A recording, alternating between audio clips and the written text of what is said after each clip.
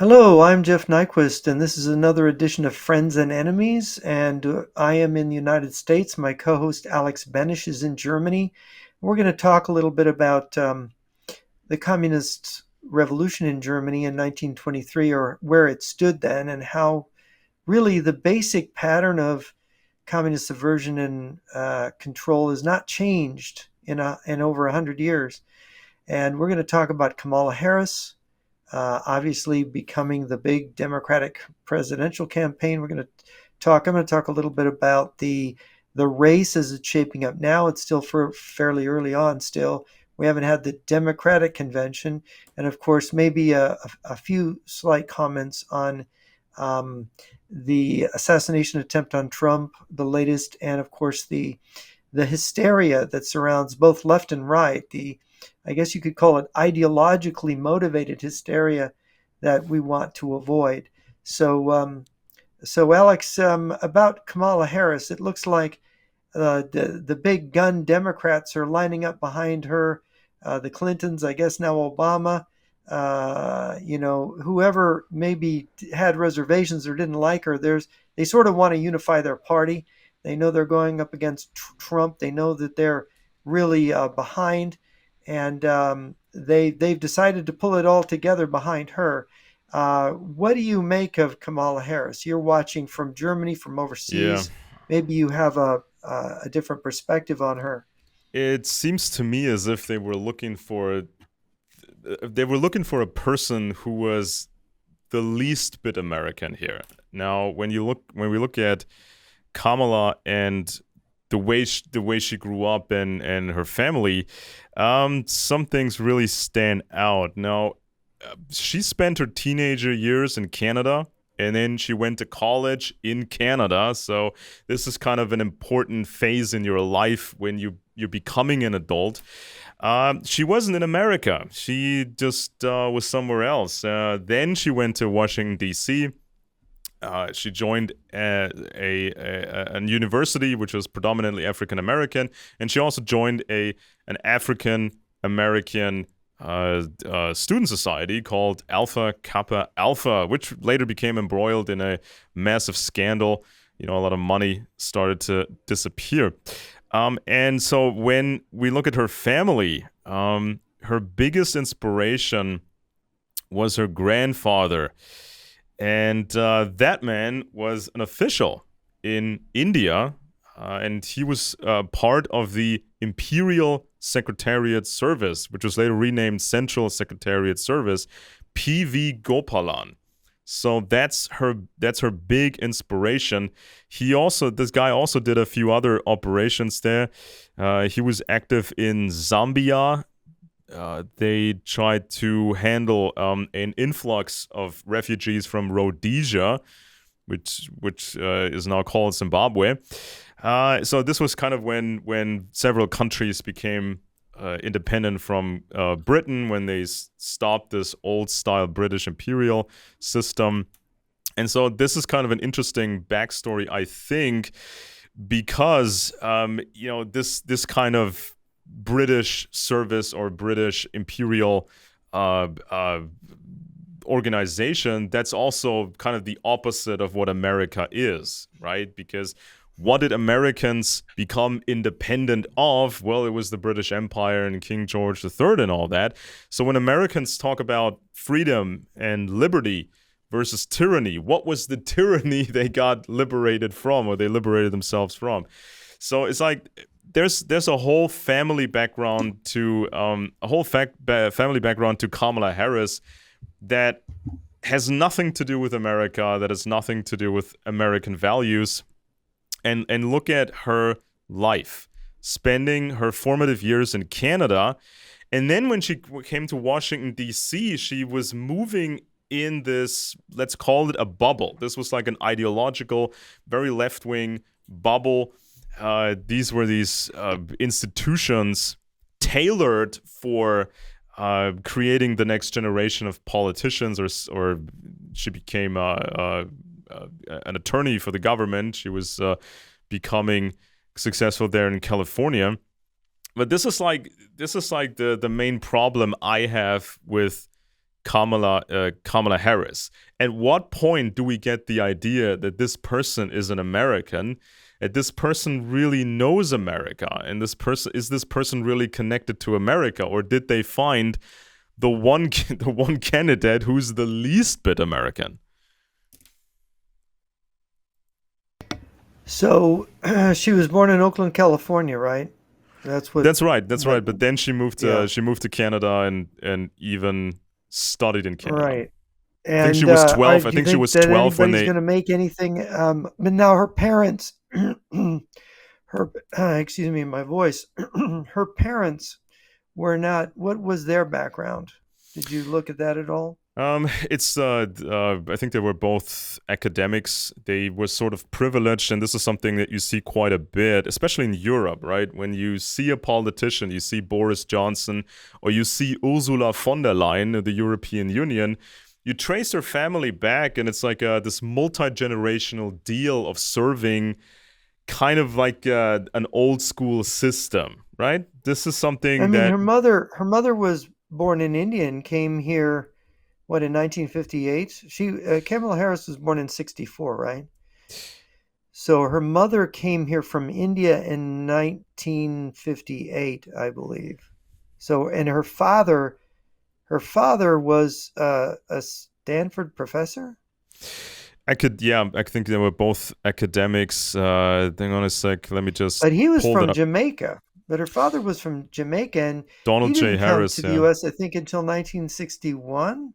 Yeah, So both of her the parents father's were, yeah. the father he was studying at the University College of the West Indies, Donald J. Harris. Hmm. This is the Caribbean, right? I mean, got a Yeah, the Caribbean, PhD. Jamaica. Yeah, he's It's like, he ended up in the Bay Area being a Stanford professor, but he was from Jamaica, I think, and yeah, her mother was from India, and so her mother came here in 1958 as a student. Her father came here in 1961. I think for graduate studies at Berkeley. And Harris, the family, they lived in various places, I think, depending on their careers of the parents. But so she's basically the child of immigrants, and yeah, immigrants from very different. I mean, the West Indies and the East Indies, right? Her dad's from the West mm, Indies, her mom's from the East Indies. Very different kind of and background to come from. Her parents would have been born at the time they were born. They would have been born in British, yeah. Well, colonies, right? yeah, Basically, yeah, India and Jamaica. yeah. It's like it's a cruel irony. I think that she has a chance of becoming president of the United States of America, and the whole point of the United States of America was that this is going to be a republic. This is going to be different than the British Empire, and we saw what happened to the British Empire. They tried to do it the old ways. They tried to um, uh, be still maintain kind of a medieval mentality, even though the British had their own kind of enlightenment, which I think was a very controlled top down enlightenment the British had, and there's a very big difference to these Americans, because for generations Americans grew up in a large country, and so in America that meant the government was not that close to you. You didn't have people breathing down your neck all the time. There wasn't so much bureaucracy in the history of America, but in other places in the world, especially in these colonies, everything had to be surveilled, everything had to be tightly controlled. And these British guys, they had their own people stationed, of course, everywhere. I mean, guess who was responsible for the British rule over India? That was Lord Louis Mountbatten. This guy from a German heritage, actually, who had a very, very strange relationship with the USSR and had a communist wife. So they had these guys, but they always needed to find local guys in these British colonies and turn them into bureaucrats, colonial bureaucrats. And that was the grandfather of Kamala Harris, this P.V. Gopalan, Pine Ganadu Venkatamaran Gopalan. No wonder they call him P.V. Gopalan for the rest of the world. So yeah, this was a guy, and I have a slight suspicion, and I'm still looking into this. Maybe there was some kind of a double role with this P.V. Gopalan guy. I'm kind of getting a little bit of intelligence vibes when I'm looking at this guy and the kind of stuff he did for the administration. He was kind of everywhere and did all kinds of things. As I said, Zambia, managing the refugees from Rhodesia or Zimbabwe, and he's doing all kinds of stuff in countries that used to be controlled by the British, right? And so we can imagine when the British had to leave certain places, they would leave an intelligence network behind trying to influence what was going to happen from that point onwards. Now, that not always worked. I mean, there were a lot of communists infiltrating these former British colonies, especially Africa. You know, you talked about this on the show. People can check out this episode. I mean, you know a whole lot about these African countries where the communists infiltrated that. India did not develop the way many people would have hoped when the British left, which was also the fault of Lord Louis Mountbatten, and this made him look very suspicious. It was Mountbatten's kind of job to redraw the borders of India, and they did such a horrible job that it created all this chaos, and India moved closer to the Soviet Union. So I'm looking at this P.V. Gopalan guy, and I'm kind of getting intelligence vibes, but I'm still looking into this, and it kind of would make sense if that guy was already more privileged, that guy was more involved, not just an administrator. So that guy was privileged, then his children became privileged, and they went on to have this great university career. And then in the third generation, we have Kamala Harris, and I think when she was 12 years old, she left the United States. She left the United States for Canada, which is still a country very much sworn to the British crown, I might add. Let me just pull that number up real quick. She was, her parents got divorced when she was 7. Okay, and yeah, they after they were in the Bay Area, they moved to Champaign, Illinois, and both parents got work in the University of Illinois, but something went wrong, and then the mom and the 2 daughters moved back to California, then moved to Canada when she was 12. I think that's the story. But it's, divorce. Imagine you have a West Indian father and an East Indian mother. What do they really have in common culturally, in terms of their religious background or beliefs? Maybe they were both. I mean, Trevor Loudon says that both parents had socialist or communist views, so that might have been their common religion. But still, there's a lot of differences in background between her mother and father. And this is, I think, a question in the formation of a person and their identity.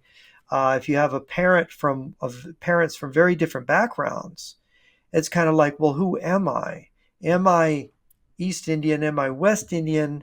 And what does this mean in the context of being an American, first generation American? I mean, lucky with America, you have this American identity, but she doesn't seem to have identified with America as a tradition. She seems to have identified with her parents' socialistic thinking. Yeah. And so I think she's the most overtly socialist presidential candidate the United States has ever had. I mean, I think Obama was really a socialist. I think privately he's a communist. Yeah, and Obama had this whole crazy backstory of moving around in Kenya and Indonesia, and he spent time here and his parents, and this was also kind of a... Well, Frank Marshall Davis was sort of mentored him when he was a boy. Frank Marshall Davis was a Communist Party member. So when you're mentored as a teenager and your black model is a communist, and then I did a book with Jamie Glazoff, put a book together, and the guy that wrote the second chapter, which is about Obama and Russia. But the guy that wrote the first chapter had gone to Occidental with Obama Yeah. in his freshman year and said Obama was an absolutely radical revolutionary communist. And there's like this glitch in Obama's biography. Even when you read the big biography on Obama, which I got about halfway through, however, a very long biography, it mentions nothing about these ideological commitments in his youth. They just skip right past it, Mm. like it's not, mum's the word. We're not going to say that he was a Marxist. He joined these young Marxist scholars conferences. So Obama was a communist, and there's no moment in the biography where he says, "Hey, I don't believe in this anymore." Right? Yeah. That doesn't happen I with mean, Obama. if there's So an we know Obama was, yeah, if we want to analyze it, but at Harris least is like, yeah, at least there's a rule in America that you cannot become president if you were born in a different country, right? So Arnold Schwarzenegger cannot become United States president, right? right. He can't be president because he But shouldn't there wasn't be born in the shouldn't there U.S. He be has no like a path to citizenship. yeah, Yeah. but shouldn't they have introduced a rule at some point that you can only become president if at least your parents or maybe even your grandparents had been born in the United States? Because when you trust the office of the presidency to a person, you want to get a picture of their whole life. You want to just see what this person was, who this person was associating with. And it's like when somebody has been traveling around that much, that's really not good, because do we have any records in detail about the past of Kamala Harris? Says here, Yeah. it This says is, here by when the she way, was, some people raise this issue about Kamala Harris being qualified because the one thing in the U.S. Constitution, Article 2, says that only a natural born citizen of the United States or a citizen of the United States at the time of the adoption of the Constitution may be president. Okay. yeah, Because obviously there was no yeah, United States yeah, when George Washington was born. He wouldn't have been but a natural born citizen. Now, there is nothing in English common law or American law that defines what a natural citizen is, except there are laws where you can kind of argue what it means.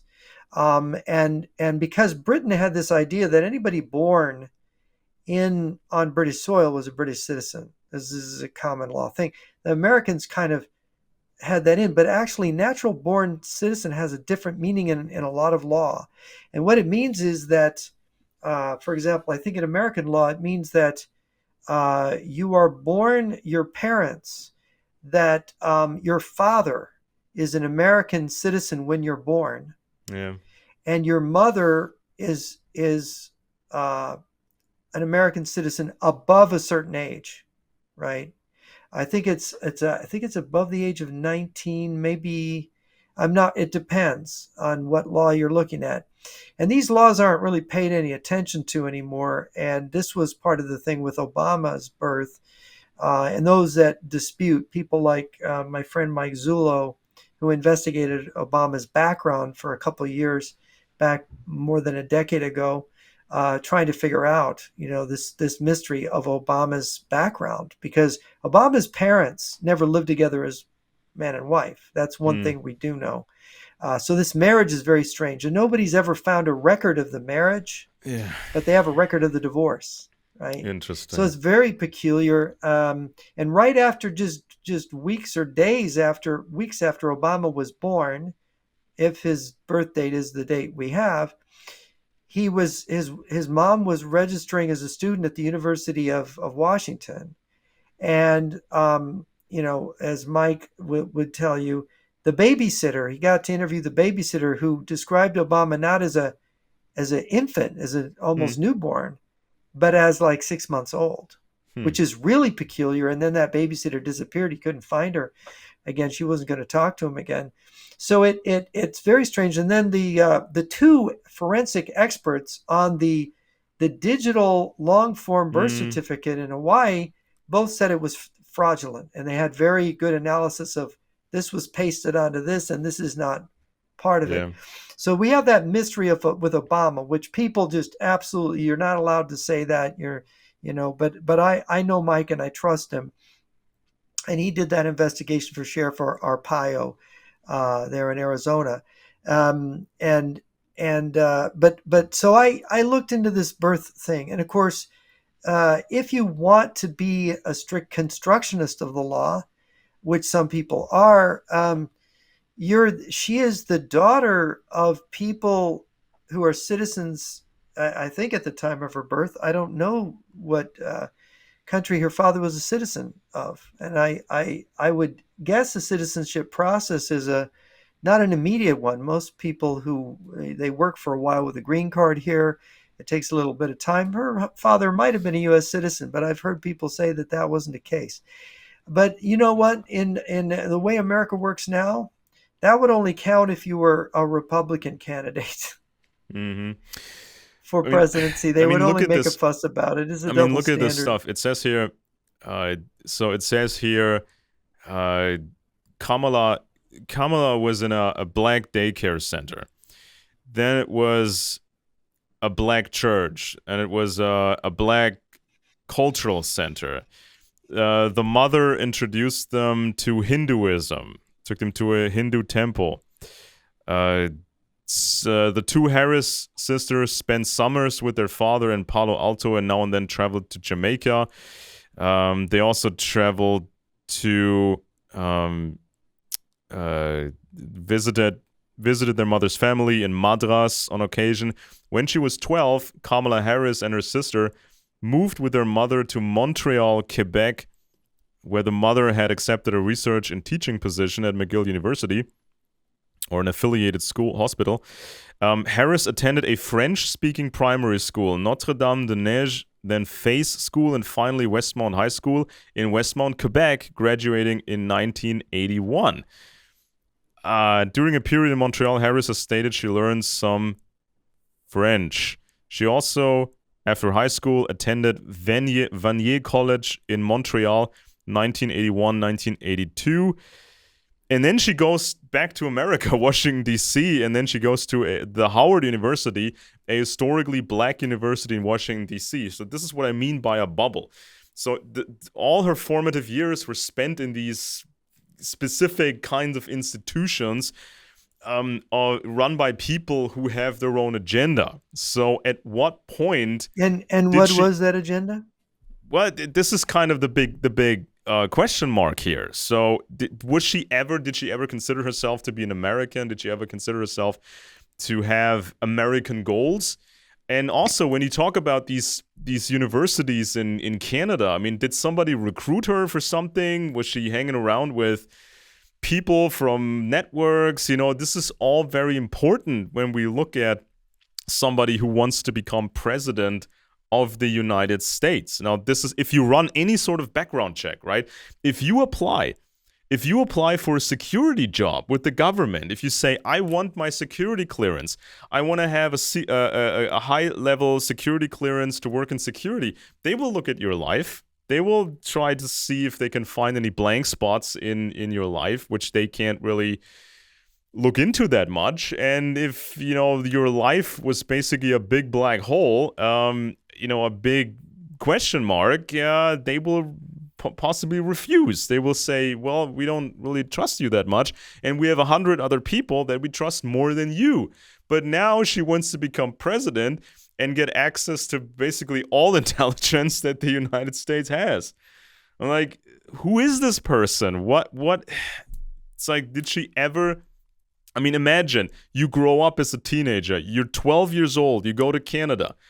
All your boyfriends are in Canada. All your friends are there. This is your whole world. This is what your world is at that point. And then you go back to America, and immediately you're in this continued bubble, and you get these contacts. And she worked, she started working for politicians and studied law and became this the what do you call it, district attorney, right? So she was making decisions affecting Americans' lives in California. She was putting people in prison. She was doing this. She was doing that. She was judging people. She was having this impact on people's lives, impact on Americans' lives. But she had very little idea what the life of an American was like. You think Kamala Harris didn't know what the life of an American was like? growing not up in in her formative in years. in Oakland and Champaign, Illinois. You don't think Sheltered so? sheltered in these bubbles, in these closed groups and societies and weird networks. I don't think she's very much connected to America at all. Well, I think that there is this milieu in America of leftism, and especially in, she was born in the '60s, and I think that it is a strain in America. Her parents were foreigners. A lot of people's parents were foreigners. Um, I think the real issue is that, can a person who ideologically holds communist views honestly swear an oath of allegiance to what they would call a bourgeois constitution? That's the question that I wonder, and so it's a question of if she believes in an ideology that's incompatible with the laws here in the U.S. Can she serve as president? Is this a thing that we want? And I think she is so radical in her history. I mean, and then that's an issue that I have with people who I think are Marxist in their views. Now you can say she's not a communist, she's not a member of the Communist Party, she's a member of the Democratic Party.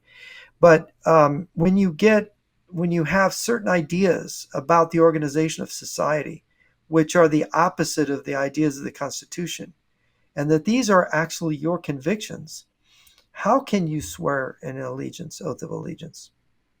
This is a problem I see. Um, and of course, uh, originally in the Constitution, there was a draft version of the Constitution which kind of was clear on this, which it didn't end up in the actual wording, but this was the wording: whether it would be wise and seasonable to provide strong check to the admission of foreigners into the administration of our national government, and to declare expressly that the commander in chief of the American army shall not be given or devolve on to any but natural born citizen. Yeah. And this idea, the idea that they had is that they didn't want people who were foreigners, because America is a country with a lot of immigration. They want people who had allegiances to France or Britain or Germany, or Yeah. Germany wasn't a country then, but eventually they didn't want them to have these other allegiances. They wanted their allegiance to be to America. And this is one of the reasons, by the way, when I was young, you couldn't be an American citizen and a citizen of these other countries like they allow now. There was no dual citizenship. My uncle was born in Canada. When he got to be 18, he had this choice. Or maybe it was when he was 21. He had to choose: either he's a Canadian or he's an American, Yeah. right? He can't be both. But that changed. And I think that was a mistake. Being a country of immigrants, I don't think you should not allow people, because what about people who are Chinese and American citizens at the same time, or Russian and Chinese? It's like, what side are they on if there's a war? Yeah. You know, I mean, um, I met some this is a Canadians. real problem. I've Yeah, met some Canadians actually, and there were some like left wing people, and they truly hate America. I mean, I was yeah. surprised There's a because lot of that in they thought. Canada. I mean, Yeah. they kind of had this idea they're better at everything than the United States, or they're just better, right? They're just better, and these Americans are stupid cowboys and Rambos and everything. And I like, Hmm. where's this coming from? Because I at the time when I talked to some of these people, I didn't know that much about Canada. It was like this strange half French, half English country, where everything is sworn to the British crown, right? So the parliament can be dissolved by the British monarch, right? So if the British monarch says no, I want Well, another parliament, he gets another parliament. yeah. Like, what is this nonsense? Canada Canada was formed as in a way that was anti-American. Well, first of all, you had the war over North America between France and England, in which the French nobles came in and the French clergy came in, and they really befriended the Indians. So the Indians and the French were fighting the Americans, and this was a prolonged process. Oh yeah, After Frontenac became governor, and yeah. And they Washington were had to. organizing Didn't Canada Washington back in fight? the early days. Didn't Yeah, Washington back in the fight in the 17th French and century. Indian Wars? What's that? Didn't Washington fight in the French and Indian Wars? Yes, he did. He fought a rather significant battle there, in which the British commander of that, the British general in charge of the group, was killed in the battle, and Washington had to take over the joint army. It was an army of British regulars and colonials, and Colonel Washington was in charge of the. He was the deputy to the British Yeah. commander. Oh, and also But yeah, I think the ancestors of George Washington, they knew the area, they had connections, they were firmly rooted in that area. I mean, obviously they had to work for the British Empire, but still they knew the area, they knew the people, they had a network. You knew who you were dealing with, right?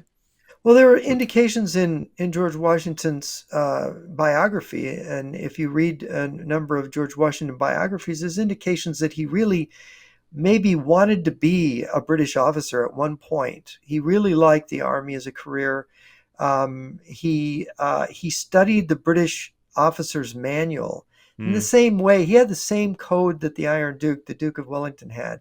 That code of the British officer is it had a lot of chivalry in it. It was very old fashioned, and it was very honorable.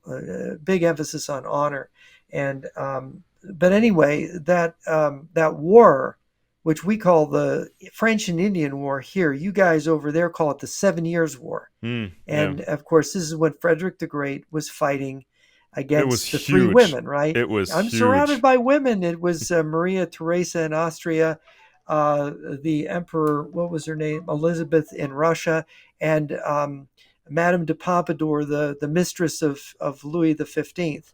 So he said, I'm surrounded by these women that want to destroy me. But he was fighting to help with the British in the German area. They were surrounded on three sides by the Austrians, the French, and the Russians.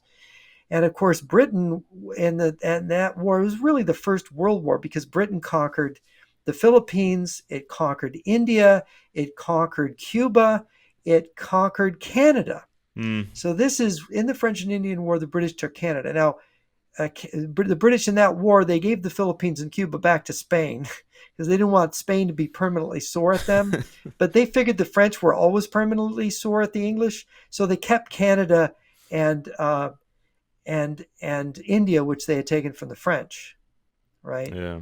So this was the 7 Years' War, which was basically 1757 to 1763, and this was the formative war where, and the French Canadians were very, I guess you could describe them at the time of the American Revolution as sullen, right? Okay. The Canadians did not want to be Americans.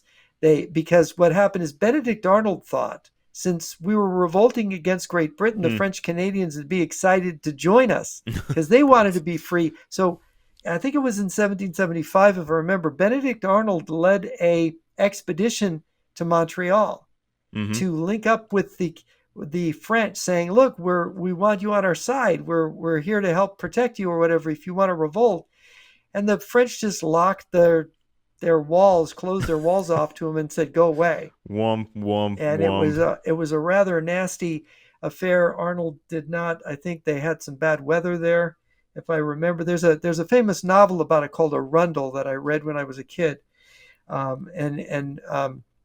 but Benedict Arnold, had this mistaken invasion of Canada at the beginning of the American. A lot of people don't know that at the beginning of the American Revolution, there was this attempted American invasion of Canada to get the French Hmm. to leave because the French were under the British then in Canada. So then, what happened at the end of the American Revolution? You had this enormous number of Americans who had been with the king, because the country was basically split. One third wanted the Yeah. revolution, a third wanted to stay with the king, and a third didn't care. The Neutral. war was fought between the two sides that cared, and of course the royalists lost. The people who sided with the king lost, and while some went back to England, Great Britain at the time, because it wasn't yet the UK yet. It didn't become the UK until the early 19th century, but they went back to Great Britain. But a lot of these families went and settled in Canada. Okay. So the English Canada was formed by those colonists, American colonists, who lost the American Civil War, Oh boy. right? That's their background. So when you go to English, so the French Canadians don't like the English or the Americans, Mm-hmm. and the original English Canadians didn't like the Americans. And Oh of course, boy. you have another war in American history a couple decades later, after the end, well, actually 3 decades, a little more than 3 decades after the American Revolution, the War of 1812. 1812. Yeah. And there was a lot of that was fought on the Great Lakes. And there was, again, Canada was British soil, and the Americans didn't make much headway there. A lot of Americans had this dream that Canada, they were going to annex Canada, Mm-hmm. some of them, and that wasn't going to happen. Canada was too big and too difficult to invade because of the terrain and the lakes and whatnot, and the British were basically invading the American Yeah. coastline from. I'm really concerned about.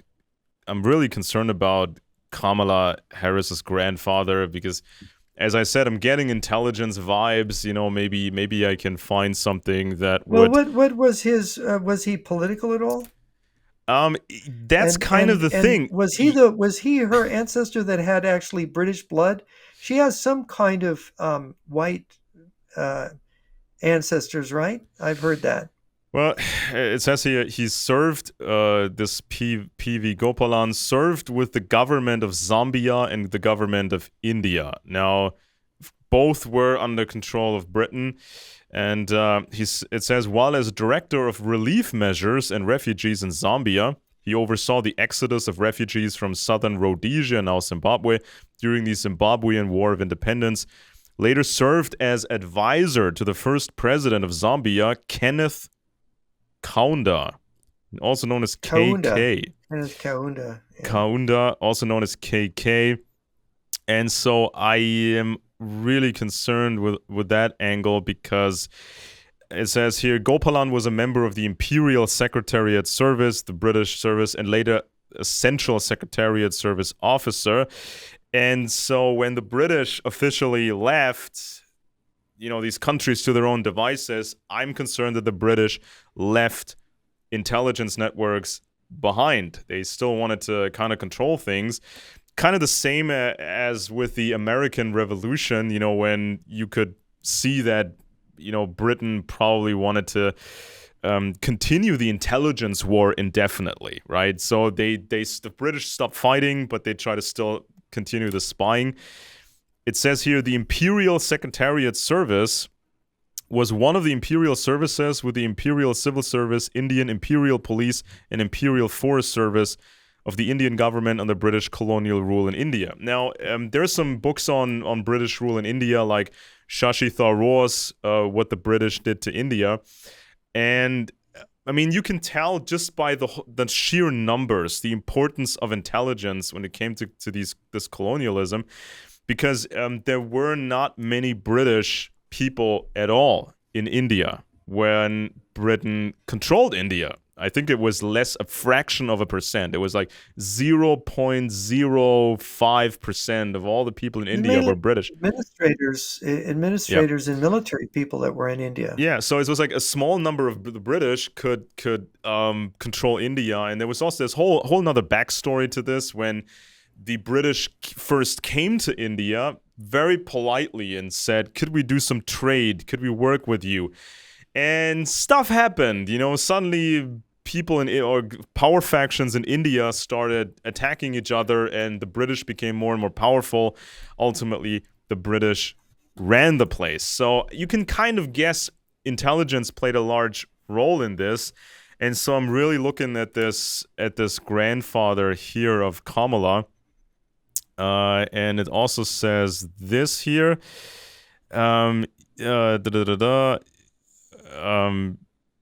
It says here he served as Undersecretary to the Government of India in the Ministry of Transport.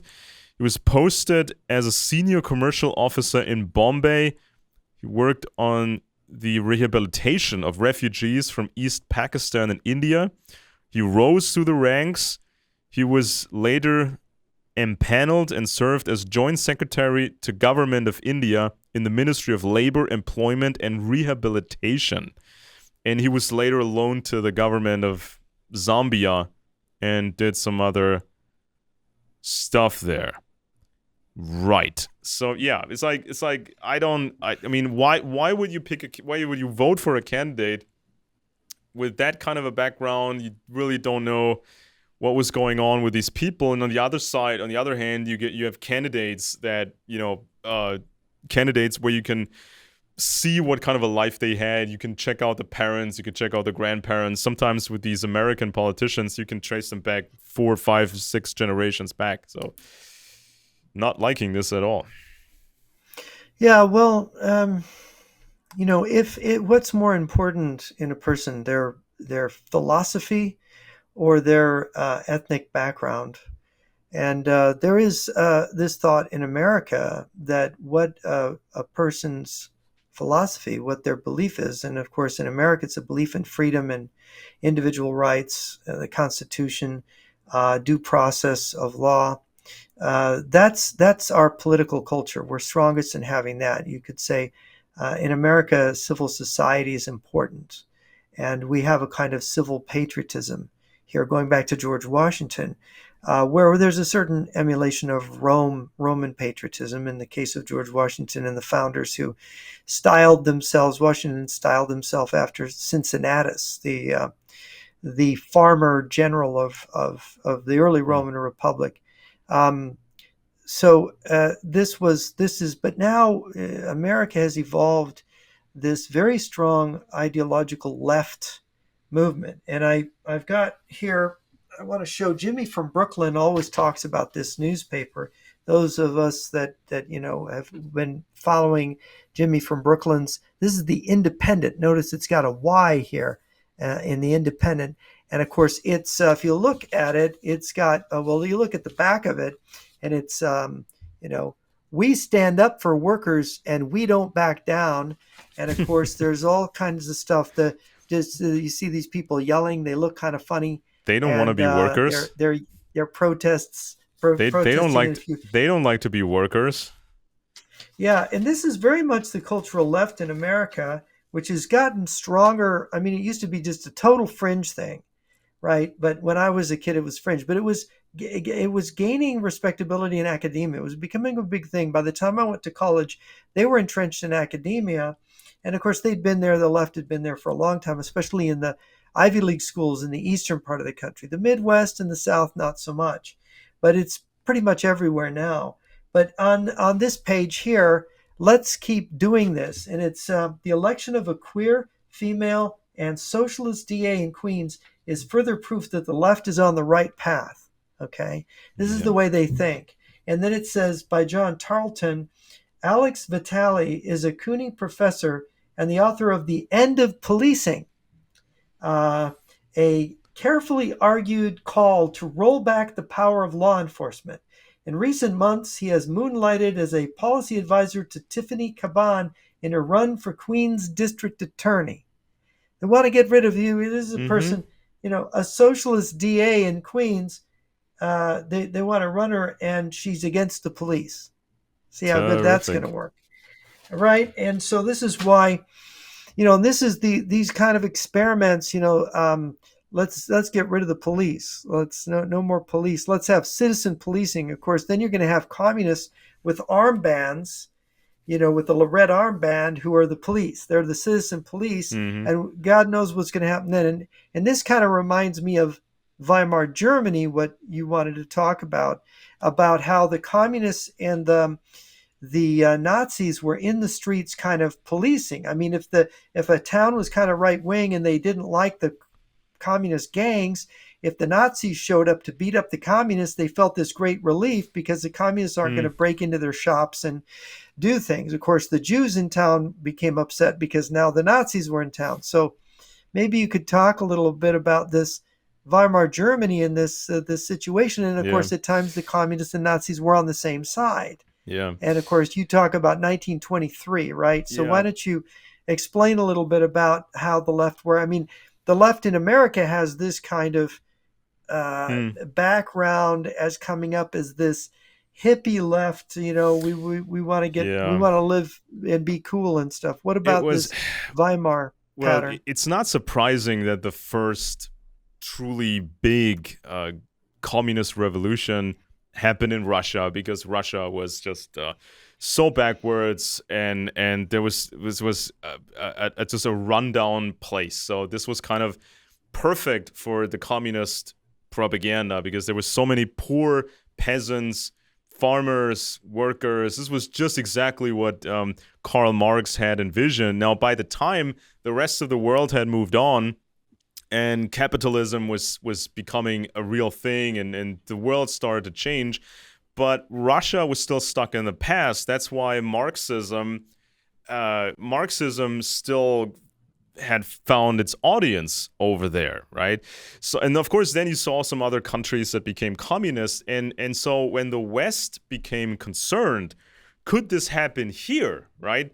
And you see all these leftist groups doing their thing. They're using the media, they're using culture, using all kinds of subterfuge, espionage, everything. The schools and the universities, right? And obviously in the West, people thought, well, is that really a danger? Could the? I mean, it's so. It was so hard for people to imagine that such a thing could happen in a Western country, right? France, Germany, the United States, right? So it was for us today, or for many people today, they can't really grasp the idea, but it almost happened in Germany, of all places, in 1923. Everything was set to go. Everything was ready. Everything was in place. It was canceled at the last minute, probably because Now, Karl Radek, I understand, and this is Victor Suvorov wrote about this. Karl Radek had actually met with the Nazis, talking about coordinating violence in Bavaria under the Nazis that would be coordinated with the communist revolution in Berlin at the same time.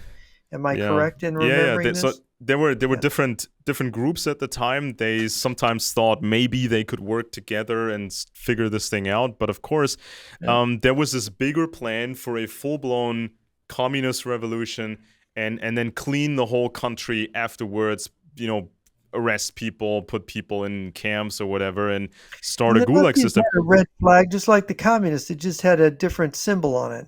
Yeah, and so this was in the wild 1920s, and that was a very unusual phase in German history, because it was the most liberal phase. It was the most chaotic phase in German history. The runaway inflation in Germany was at 22 or 23. Yeah, so the economy had tanked, or everything was difficult, and there were a lot of starving people and poor people, which is what the communists obviously need, and also there was kind of an explosion of foreign-controlled culture. So this was the era, the decade of experimentation, right? So the communists tried to recruit as many gay people as they could, especially in Berlin, Munich, kind of the big centers, Vienna, where young Adolf Hitler was running around, wanted to become an artist and move around these circles.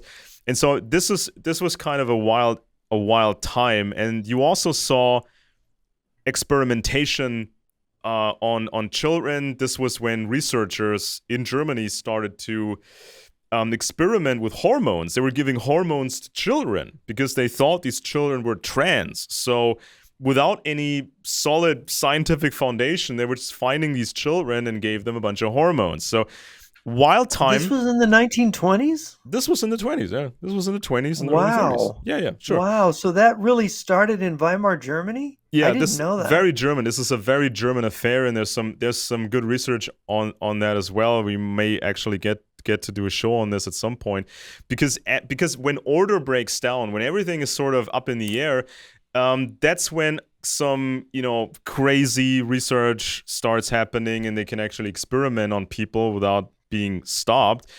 And so there was an explosion of cinema. This was when people, after World War I, people wanted to have fun. Everybody wanted to party who was able to party. And so in the big cities, this is when the communists really got a foothold, because if you have a big city, you have the industry, you have the universities there, anything that's an interesting target to take over.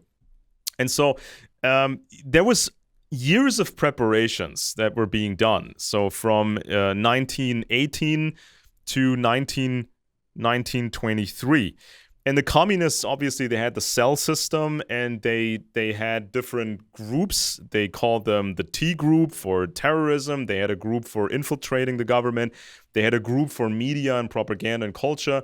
And so they were just dividing up the tasks. And it was supposed to go ahead in the fall of 1923. Everything was ready. There were underground fighters. This was another group that were prepared. They had weapons, they had training, and this was on October the 1st. The Soviet administrator or official Grigory Zinoviev, he was wiring a telegram from the Kremlin to Berlin announcing the big battle is going to happen within weeks. So communists everywhere in Germany were getting ready. And even Karl Radek, whom you just mentioned, Karl Radek was talking in Russia in front of these military academies. All these rooms were packed full of people, and he was telling them, this is going to happen. We're going to take Germany. You may actually serve on Germany, and we're going to make Germany the new center of the world revolution. First, we take Germany, and then we can deal with the French and the British and the Americans. Everything was ready. So the vice chairman of the Communist Party of Germany, Hermann Remmele, was telling his people at the German parliament, we will have a red dictatorship. We will break the so-called white dictatorship in Germany, just like it happened in Russia. And he said that guns are better weapons than all the talk in the parliament. And on October 10th, the Rote Fahne, or the Red Banner, that was a communist publication, they printed a text by Stalin announcing there will be a revolution very soon in Germany. So money was being moved by the Russian embassy, as they always do. They had the Gosbank providing the money. They were handing out the money. They already had grain reserves because they had to feed the new government they were envisioning. They had to provide food to the new government, and they also had to provide food for the people so they would join the new system. The Red Army was already doing very provocative maneuvers on the border of Poland, and thousands, literally thousands of Soviet administrators were ready to move into Germany to take control over every aspect of the country here. The Soviet general, Peter Skoblevsky, traveled to Germany in September. And so he was kind of leading this underground army. They called those the M groups. So this was the military type groups. And they divided Germany on a map into 6 different districts.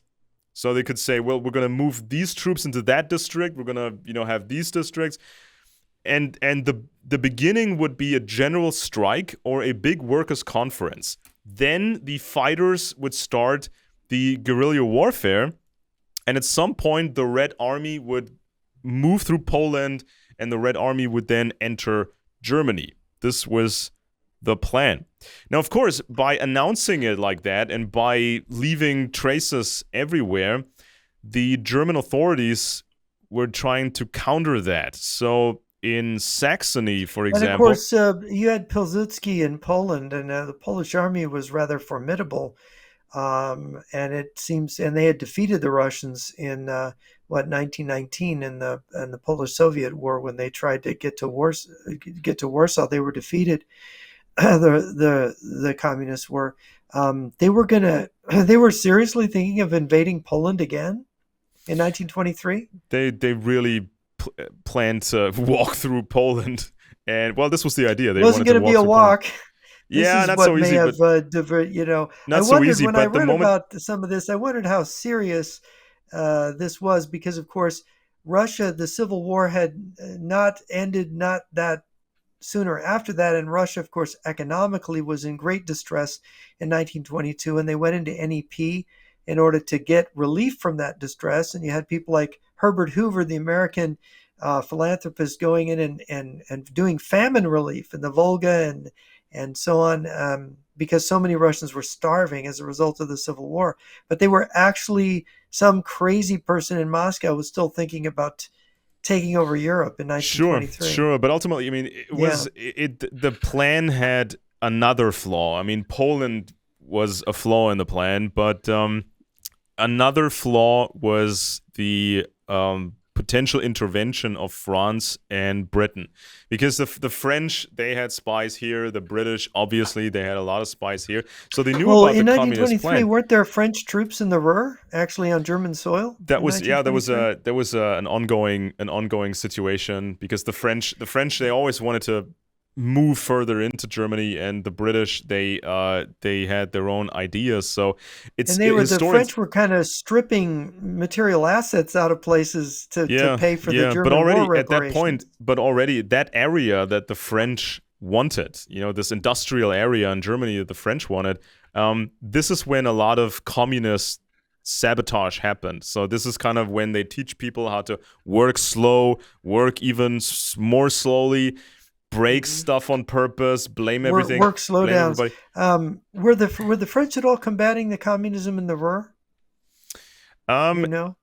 not I don't know exactly, but it was kind of a it's understood by historians that the French and the British were making threats against the Russians. If you try to move into Europe, we're going to counter this. You're going to probably lose, and then France gets a big part of Germany, and the British also get a big part of Germany. And of course, there was the danger. There were people like Churchill who were saying maybe we need to start the Russian Civil War again and start supplying the whites and send troops in again to Yeah, and Archangel also and Crimea. exactly, exactly, and also Yeah. the Russians or the Soviets, they desperately needed trade relationships with the British. So the plan had a lot of flaws, and so this is why the plan was ultimately canceled. But the Soviets didn't really tell, or the leadership didn't really tell their own people on the ground, and this is kind of a Oh, they didn't. They abandoned this planned revolution without communicating to the no, they communists in didn't. Germany.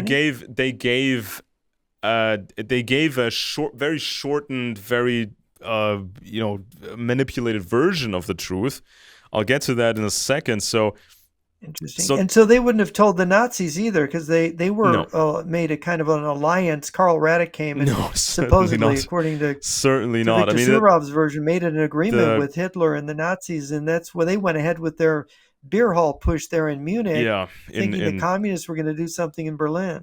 exactly. So uh, the police, for example, in the police in some parts of Germany was then put under control of the military, and the German military surrounded the city of Dresden, and they deposed the whole government of Saxony. So and on November 23rd, this is when General Segt banned the NSDAP, the Nazi party, and so then everybody kind of understood that it's not going to happen very soon. So there's not going to be a revolution in a few weeks. It may take a few more years. That's what the communists were told, right? But at that point, the plan of the Kremlin was already different. The plan was more or less the Russians wanted the Germans to be in a war with the French and the British. And when Western Europe is weak, when they fight a few years, when they're all weak, that's when the Red Army goes in. By the way, this was first actually brought up by this man, Ernst Toppisch, Stalin's War. He goes into this. It actually didn't start with Victor Suvorov saying this was the plan. It was Toppisch who had written this book. He was a professor, a German professor. He'd been a veteran of the Eastern Front. He fought in Sixth Army. He got out of Stalingrad. I think he was sick or wounded or something, and he got out just before the place got surrounded. But this excellent little book, he shows how Lenin had this idea of a second imperialist war, that you have Germany against the French and the British again, and they just exhaust each other like they did in the First World War, and then that brings more communist revolutions and communists to power all over Europe. Yeah, Because then the second imperial, just like the first imperialist war resulted in the Russian Revolution, the second imperialist war was going to do the same thing. yeah, And Stalin, of course, got this idea about Japan and the United States having a war in the Pacific so that they could have a revolution in China, for example, or even in Yeah. Japan if they could manage it. So obviously, the leadership in Russia was not was not about to tell these communists on the ground what the new plan was or what the actual The new plan was. strategy was a secret. Yeah. So they had to come up with some excuses, right? And one of the things they did was they said some of these communist leaders that already had fallen out of favor, they had messed it up for Germany. They kind of are to blame for not having a revolution in Germany. So they blamed Brandler, Radek, and Trotsky, right? But at the time, the Soviet government was run by Stalin, Zinoviev, and Kamenev. So Well, all those names that you listed were people that Stalin basically executed or exactly. assassinated afterwards. So and every in all single this name, Kamenev, Zinoviev, Karl Radek, and Trotsky, they all were eliminated. Yeah, and so in all of this, during all of this mess, there was a guy very active in Germany, and his name was Willy Münzenberg, and he was part of the propaganda activity. This was an information warfare. He was getting a lot of money from the Russians to publish newspapers. And by the way, Münzenberg had spent some time in Moscow and was close to Lenin and Dzerzhinsky. He had been part of strategizing. He taught school. He taught at the international school. He educated communists from all over the world.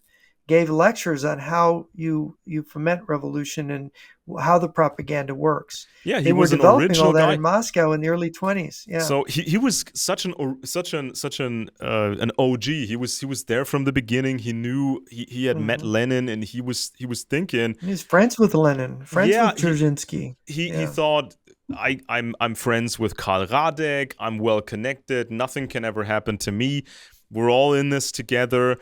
And so we're a happy communist family working on our revolution here. So, but he was spending the Kremlin's money, obviously. He was a very good propagandist, but not a good businessman. So he was publishing these newspapers. He was publishing books. He was even introducing Soviet cinema to Germany. And he actually had a few hit movies there.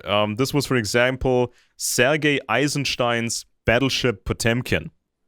So they brought it into German cinemas, and so the censorship office, they made them cut out a few bits and pieces of Battleship Potemkin. It was banned, censored again, and then released again. So there was some censorship going on, obviously, but apparently these communists, even though everybody could sort of see where the money was coming from, it was a Soviet movie, communist movie, they were still allowing this thing to be shown, and they were allowing Willy Münzenberg to be active. They called him the Red Millionaire. I mean, he was spending millions, or he was spending a lot of money.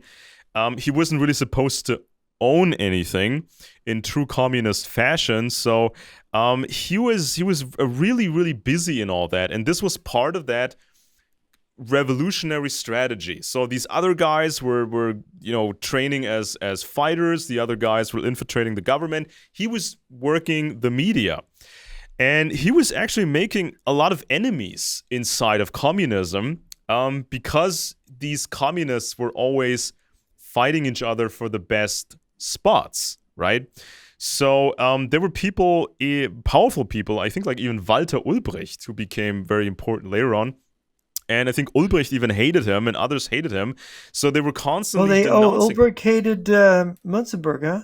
So yeah, they were always fighting each other because they thought that's communist, all right. I want to be more popular with Stalin. I want to be with the new plan. I want to be more loyal to the cause and have a better spot.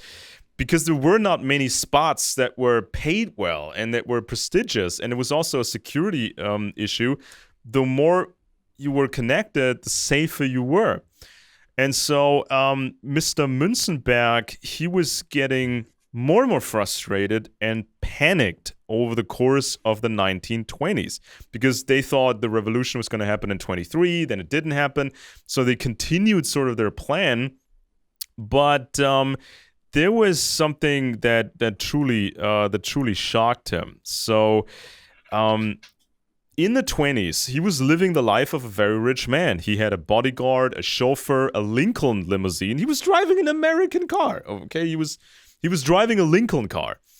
He was flying all around the country with an airline which was mostly used by Soviet or Comintern VIPs.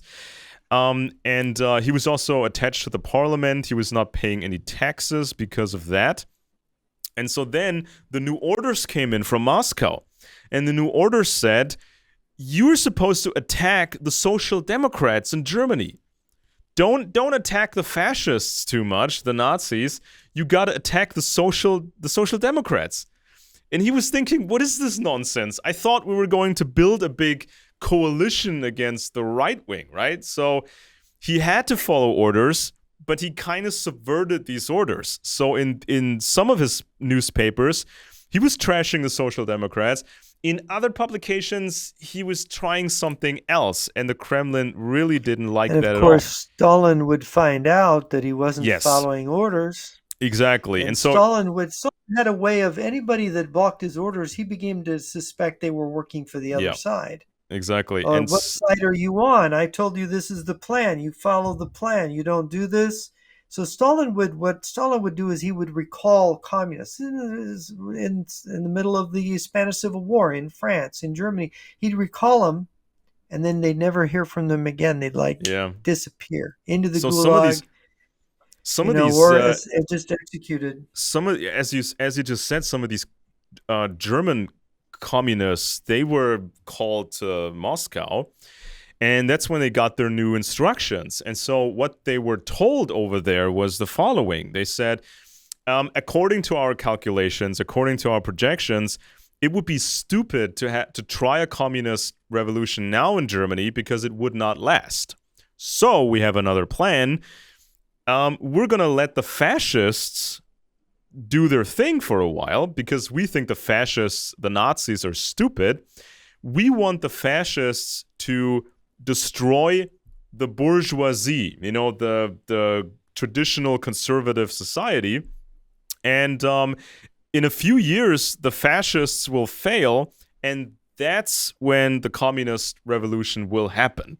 It's kind of a stupid excuse because the Russians had already decided on war. This is typical, by the way, this is very typical communist strategic thinking. And it's not really stupid at all because they had every reason to think that Hitler was irresponsible. He was, of course, he'd never managed anything or led anything. If you just looked at his personality, you would tend to underestimate him as a politician because what he said sounded so irresponsible and so different from what anybody else was saying. So I think that the communists made a mistake, but Stalin in the meantime thought, oh, Hitler's getting stronger. Oh, I can do the second imperialist war with him Yeah. more and more. In fact, there's in the new biography on Stalin that has been talked about, and I think Volume 3 is coming out this year of Kotkin. Kotkin's Stalin. His I think the subtitle of the Volume 2 is "Waiting for Hitler." That Stalin had this idea that, wait a minute, I've got to cultivate Hitler, and there's a lot of evidence that he was making little outreaches to Hitler all the time during the 1930s. And so this was in the back of both dictators' minds, because both Germany, this is the thing that Topish points out, Germany and Russia were the losers in World War I. So they had things to take back. So they both had reasons to want another war, to have a reset, get territory back, and so on. So this was behind it, definitely. Yeah, so then the next big stage happened with the Reichstag fire. This is when the parliament building was torched, and then you had some sort of a state of emergency. The new government could then just push back against the communists. And the Reichstag was supposedly lit on fire by a communist. Yeah. Yeah, Yeah. Marinus van der Lubbe, a young He guy. was he was Dutch, wasn't he, or was he? Am I Yeah, yeah, and remembering that right? he didn't see quite well, and it was strange that he could torch the entire building that fast. As there was always a big debate going on, and even Willy Münzenberg, the propaganda guy, he immediately after the Reichstag fire, he had these reports drawn up saying that the Nazis did this themselves. Of course, there's a point to be made here. But this was kind of the worst case scenario for the communists because there was no big support coming from Russia any longer. So the communists thought, what are we left with? Our structures Right. are being broken up. All the different things we've built, they're being demolished. Well, and by the way, the Reichstag fire happened how many days or weeks after Hitler took power in what was it, January 30th, 1933? I, How what was the date of the Reichstag fire? February or March? I don't exactly remember. Maybe it was January 30th or something. But That it January was 30th was when Hitler took power, but yeah. the Reichstag fire, I think, was not just a couple weeks, what, 2, 3, 4 weeks later? Yeah, and it strongly influenced the rest of the election cycle and just the rest of German history. And so no more support really from the Russians. All the communists had left were these stupid newspapers, Yeah, which I just looked it up. It was February 27th, 1933. So the right. Nazis had not even been in power 30 days before this Okay. fight. And of course, if the Nazis did it, it was probably Hermann Goering. On maybe Hitler secretly got together with him and he did it. But other than that, maybe van der Lubben did it. It is a mystery, is it not? It's still nobody has solved that yet. It's tough. Yeah, it's tough to say for sure because it comes down to bits and pieces of physical evidence and everybody's interpretation of it, and of course everybody's interpretation was highly colored and manipulated. So But Hitler used this for the Enabling Act, which gave him yeah, basically dictatorial powers, and President von Hindenburg allowed this to go forward. yeah, And and it's like so this is how the Nazi regime, that you leave the Weimar Republic and you enter into a completely different form of governance. so after that event, a lot of the leading communists they had to escape and leave the Hmm. country. Also, Willy Münzenberg, the propaganda guy, had to leave. He fled to France Yeah. and then he tried to continue his activities, but he was going off course in France, Mr. Münzenberg, because According to Stalin, he was going off course, yeah, right? because there was still the hope in Münzenberg's head that maybe you could still turn things around, right? Because this was still a time when in a military sense, Germany was still weak and there were still many communists in Germany and all that. So he was hoping you could turn this thing around. And he was willing to speak to social democrats. He was even willing to contact people he knew who weren't communists at all. He was thinking maybe if we have a coalition of everybody who was not fascist, we could stop the Nazis. But this was not what the Kremlin wanted at the time. No, and this is, by the way, this is very important illustration what happened in Weimar Germany with Hitler coming to power and Stalin supporting them, is that the communist strategists are very capable of doing things that appear crazy, just against their own interests, right? I mean, Nazism, they fought the communists in the streets, they were anti Soviet.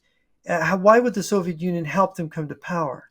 It doesn't make any sense on its face unless you have this deeper strategic thinking when you see that what Hitler's really going to do, because he doesn't have a border with the Soviet Union, he has one with France, is that he can get into conflict with the Western powers more likely.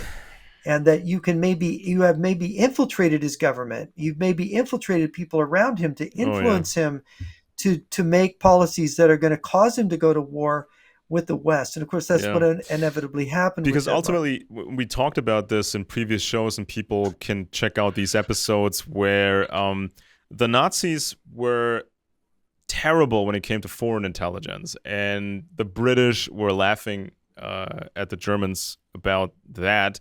And so then you had guys like Martin Bormann, who ultimately supplied crucial information to the Soviets during the war, and there was many other sources that supply the material that was then radioed to the Soviets. So many reasons for what the Kremlin was planning, but Mr. Willy Münzenberg was not privy to that kind of information.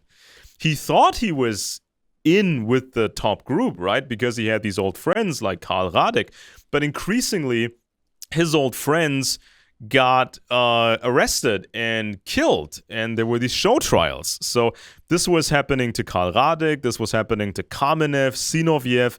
So this eroded Münzenberg's status as an old Bolshevik, and he kept putting this into his publications. He was trying to make his point, we need a coalition against the Nazis, and he was weaving into these publications that he was an old school guy, he was with the original Bolsheviks, so his voice should be heard, and he doesn't understand what's happening now in Moscow. And a couple of times, Trotsky did similar things in Mexico. Trotsky had a similar line on a couple Stalin. of times. A couple of times, Mr. Münzenberg was recalled to Russia to get new instructions and to also. He knew better not to go, though, didn't he? At some point, he chose not to go anymore, and he kept saying he was too ill or something, or he had to hide. But when he was over in Russia, he had to give his blessing publicly, give his blessing to these show trials against his old friends. So this was kind of his last way of proving his loyalty. And they kept saying to him, look, we don't want you running around in France any longer. We want you at the center. We want you at intelligence headquarters so you can work on propaganda where we can surveil you, where you can't do anything outside of the new program. But Münzenberg didn't want that. He just went back to France and tried certain things. But at this point, he was being dropped faster than a hot potato. Other people that had risen up in the communist movement, other people, they got the top spots now. They were the new guys, and they were saying that Münzenberg was illoyal. He was not a real communist anymore, so they threw him out of the party. He was no longer a member of the KPD. And so then he was not just hunted in France by fascist spies. He was also hunted by Soviet spies, right? Mm-hmm. And he kept complaining. He kept complaining. Then the Molotov-Ribbentrop Pact happened, and that completely made him break with Stalin. Mm-hmm. That was the biggest shock of his life. So there was a number of communists left the movement. It's interesting when that pact. There is an account of what happened in New York. The Communist Party USA leaders brought all the Jewish communists in New York together and said, "Are you communists or are you Jews? Are you communists first or Jews? You decide." I guess I think if I remember from the count, one guy left. One Jewish guy said, "I'm Jewish. I'm not communist anymore." After that, which is rather remarkable, for Jewish Americans. Such a commitment to communism was above their ethnic identity.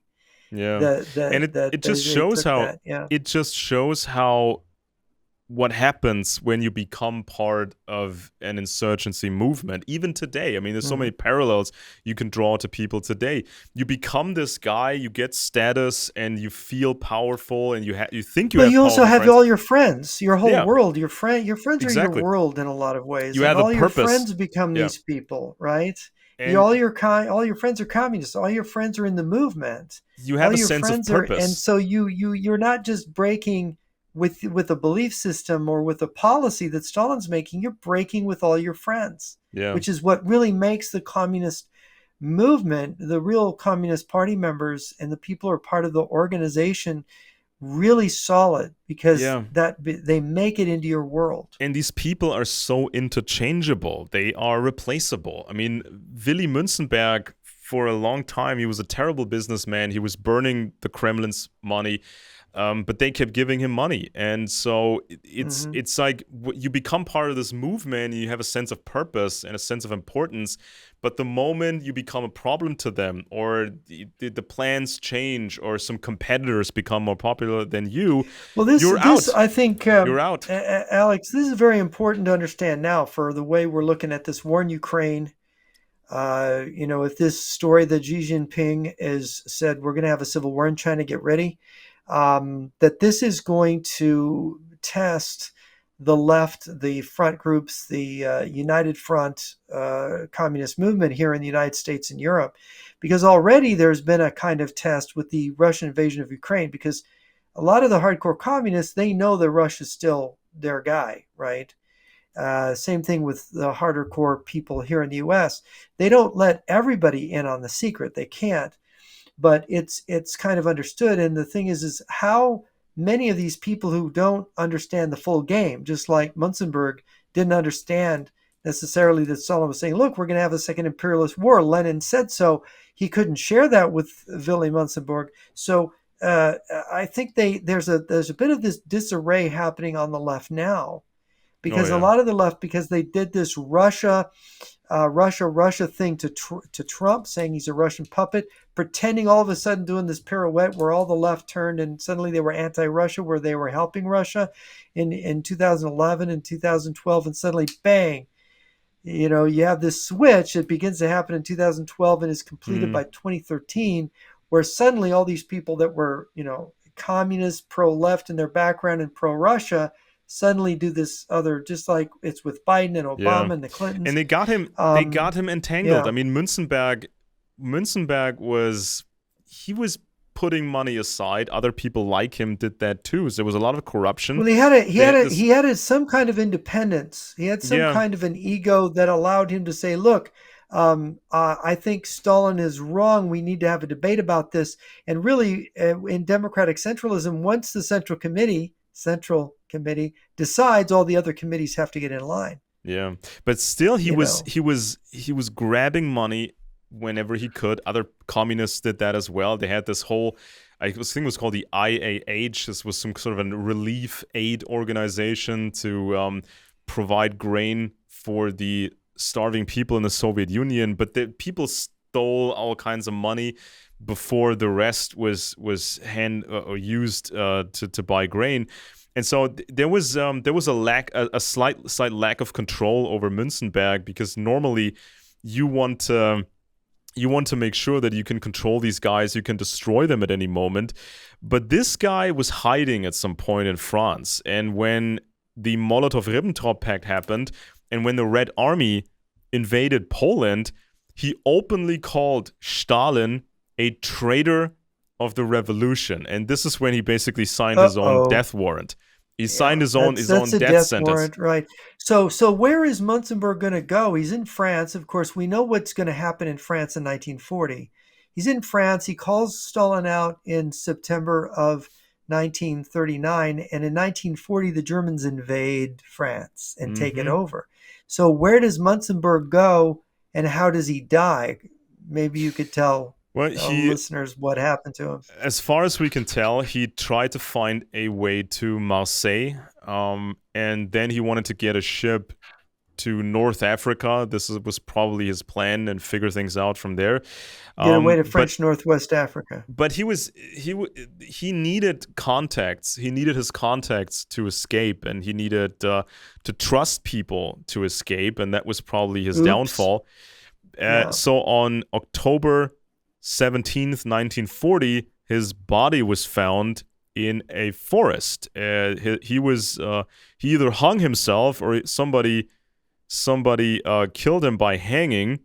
Probably died in June, so his body was already decomposed by within a So few months. basically, in June is when the German armies basically forced France to Yeah, surrender. probably Was in died June of. died in late June 1940, close to the village Montagne, close to Saint-Marcelin in France, and that was the end of him. And it tells us a Mhm. lot about what happens when you get in bed with the Russians, when you try to join Yeah. an insurgency movement, and they give you money, they give you fame, they give you a brotherhood, they give you all the status, but But they you don't. have to follow orders. Yeah, and also And if it doesn't matter if you disagree, you have to follow orders. yeah, and even if some sort of a communist revolution had happened, it's still not clear what would have happened to Mr. Münzenberg, because he was still connected to the old Bolsheviks, right? He was still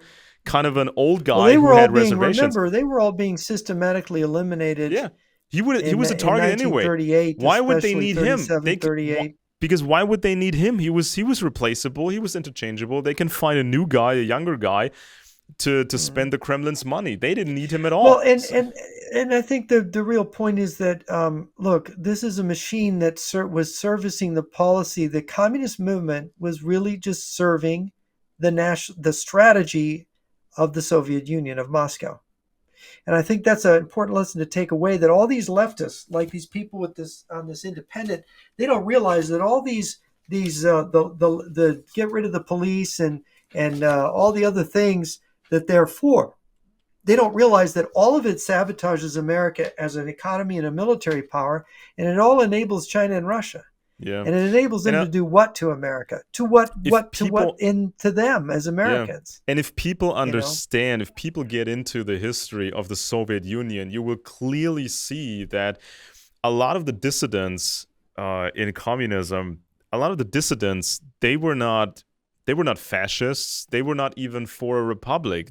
A lot of these dissidents, they just called for a nicer form of socialism. But even then, they were targeted just as if they had endorsed fascism. There was no difference. Sure. If you were, Yeah, if, because if you're not with Moscow, you're in the way. And that's a thing that the left, there are independent leftists, but they forget there's this movement. It's very powerful. It's like the biggest mafia on the planet. It's got these massive intelligence services, Chinese, Russian, Cuban, etc., that have decades of infiltration and success and have powerful people placed in governments like the US government, the French government, the German government, the British government, and control semi-control countries like Mexico, and completely control countries like Venezuela and a lot of the countries in sub-Saharan Africa. Massive power. And is captured Western corporations, made them into their lapdogs, this kind of thing. And so when you look at this octopus, what does a so-called independent leftist? He's either a dupe or he's in the way. Kick him to the curb. yeah, They can either use him and manipulate him, or this person's gonna get hurt. This group is not. And this is the problem with all these leftists. They don't understand they're part of something that at the core of it is the Chinese and Russian intelligence services. and That's what they don't we just had understand. a significant event in Germany like 2 weeks ago. I think it was something like 2 weeks ago. This is when a medium-sized media organization was outright banned. So police came in at 6 a.m, multiple locations, all the bank accounts seized, all the equipment seized, desks, office chairs, everything was seized, right? So this was initiated by the Ministry of the Interior after a multi-year investigation by the intelligence service, right? So this media organization that was banned, it was called Compact, right? And so the guy who ran it, he was an old communist. He's always been a communist. And during the Cold War, he was constantly calling for West Germany to be demolished, to be broken up into pieces, flooded with migrants. And he was advocating the LGBT stuff and everything, right? So this was his agenda back then. And so after the supposed fall of the Soviet Union, he changed his style. He changed his ideological current, but he was still pro-Moscow. He always remained very loyal to the Russians. And so for a while, when he started this media company, he was advocating for a Querfront, meaning where the left and the right meet. Sort of, they're supposed to do this together, bring down the system, be anti-American, get American influence out of Germany, and use the left and the right to do so. He tried that for a while. And then in 2015 and 2016, we had a huge migrant crisis. This is when our chancellor, who grew up in communist East Germany, our chancellor, Angela Merkel, she changed an order for the police. So the police was ready to secure the border, the border between Germany and Austria, right? Because all these migrants coming from Africa and the Middle East, all these migrants, they tried to get to Italy, and then they would move north, and the destination was Germany. But there was a legal mechanism to close the border, right? But in the last minute, our precious chancellor, former East German citizen, she changed the order to where anybody would be let through who was demanding asylum. So then we were flooded with like 1 million migrants in 1 year. And we still remember the train loads of people coming in and being housed in all kinds of facilities. And so this is when the country was just very, very concerned. The conservatives were going crazy. And so this is when the extreme, or the right-wing party at the time, very right-wing party, the AfD, became really, really popular. And so the AfD became very right-wing, extreme right-wing. They were flooded with these very extremist personalities. And this is also when we saw a shift in that media organization that was recently banned. Suddenly they became very, very much right-wing, extremist right-wing, led by a former communist who now pretended to be a patriot. And so they were so outrageous in their reporting. They avoided certain statements that were illegal in Germany, but they were almost at the threshold of getting into illegal territory. And so we have this mechanism in Germany where if somebody does something like that in the media, you can use the Interior Intelligence Service to start investigate. And they collect all kinds of material. And our intelligence service can also receive material from American intelligence. Because that guy who was running this media group here, this media organization, that guy was so anti-American and so anti-NATO that it becomes an issue for the United States, right? Because so the CIA can get involved. The NSA, the CIA, everybody can get involved. This is just a matter of telling the Americans, hey, there's this guy who is very much against Western and of course, security. Is there any evidence that he was helping the Russians? Oh my God. There's been, this media organization had repeatedly interviewed and featured Alexander Dugin. There were leaked emails from the circle of the Russian oligarch Konstantin Malofeyev, who is always scheming and working behind the scenes. Yeah. There was so much stuff. It was like, where does it end? And so basically, an old line Cold War communist. Yeah. Pretended to be right-wing. into a right-winger who is working with the Russians all the same. Yeah. And so I was cautiously reminding people of insurgencies, and I was mentioning the example of Willy Münzenberg. There's still a lot we don't know about that recently banned media organization, but I was giving people sort of the background on this. And so then this publication was banned. And so the government says, we have all this material collected by intelligence. And oh, by the way, we can get material from the Americans too, but we don't like to talk about that. And so this group was banned, and it all depends on what the intelligence services have collected. Now, I read the 80-page government document why this publication was banned, and they never mentioned Russia, not once. Now, they may do so at a later stage because this magazine or former magazine is now suing the government. And so a higher court has to review all this material and make a final decision, right? And so at a later stage, they might actually open that whole Pandora's box of what this magazine had to do with the Russians. And there's another tidbit which I found a bit hilarious. The Communist Party in Germany was they called themselves Die Linke, the left. This was Yeah. a very, very left-wing party. They became interested in this compact magazine because it was turning right-wing, even though the guy leading it used to be one of them. He used to be a communist. So the left-wing, the extreme left-wing party asked the government officially, what do you know about that publication and what this publication's connection to Russia may be? And the official answer was, this is so secret. We don't show this to anybody. Even if you have a clearance, even if you're a member of parliament and you there's a secure facility in the parliament building where we can show things to select people, we will not do that because matters of national security. It seems Holy that they cow. have sources. It seems like Germany doesn't want to give up its sources and methods. Oh God, Wow. yeah, of course not, because there's a bigger investigation going on Yeah, involving because the there's the Americans here. Russian army is right just 2 borders away in Yeah. Ukraine, trying to grind Ukraine down to dust. So this is Right? kind of an interesting development recently. We saw a bunch of Russian agents being arrested, sleeper agents being arrested, people moving around everywhere.